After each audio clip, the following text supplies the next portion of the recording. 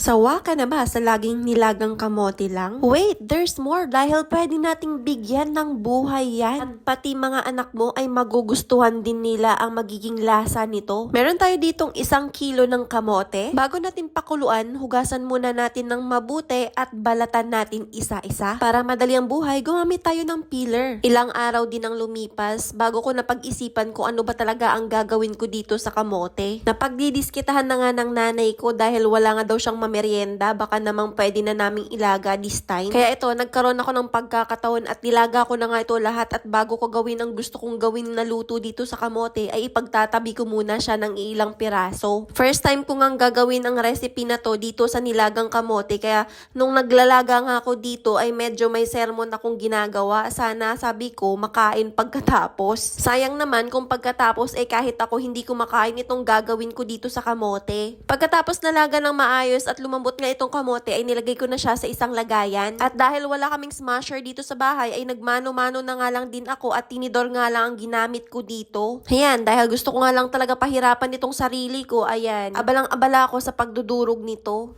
So, wala akong ibang nilagay dito kundi gatas na Bear Brand dahil yun ang dinedede ng anak ko. Noong una nga ay naglagay lang ako ng 5 tablespoon at akala ko sapat na iyon. Pagkatapos kong mahalo ng mabuti ay tinikman ko na nga kung pwede na pero sabi ko parang kulang pa sa linamnam kaya nagdagdag pa ako ng gatas. Naglagay na nga rin pala ako ng konting tubig kasi parang dry pag wala siyang tubig. Pero kung meron kayong fresh milk sa bahay o di kaya evaporated milk ay mas maganda kung yun ang inyong ilalagay. Dalawang klase ng filling ang ilalagay natin dito at hayan bumili nga ako ng flat tops at isang maliit na Edin cheese. Inislice ko lang sa 6 na peraso itong Edin cheese. Sinimulan ko na nga ang paglalaro at kumuha na nga ako ng isang kutsara at nilagay ko na nga rin itong cheese filling dito sa loob at binilog-milog ko ng katulad ng ganyan. Noong una ay nahirapan nga ako magbilog yan pero kakatry ko hayan nakuha ko rin pala kung papano. Medyo imasahe lang natin siya ng konti na parang ganyan na yan para perfect. Bawasan mo yung gigil mo be baka hindi bilog ang magawa mo dito. Ayun, tapos na tayo sa first try, second try, hanggang sa natapos na nga itong pagbibilog ko nitong 6 na perasong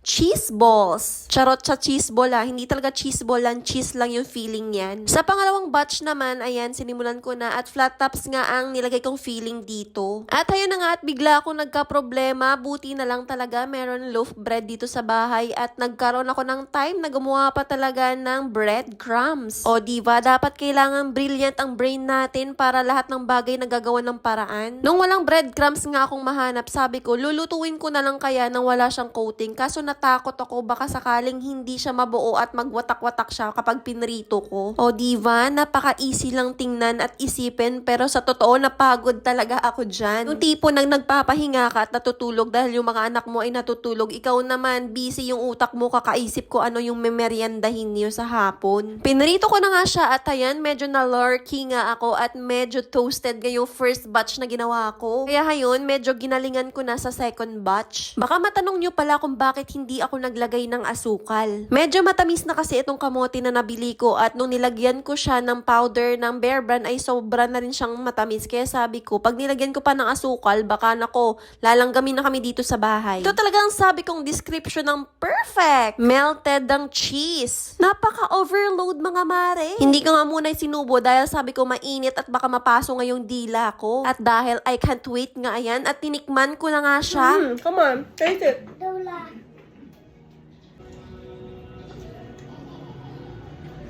Pinila, tawala yan.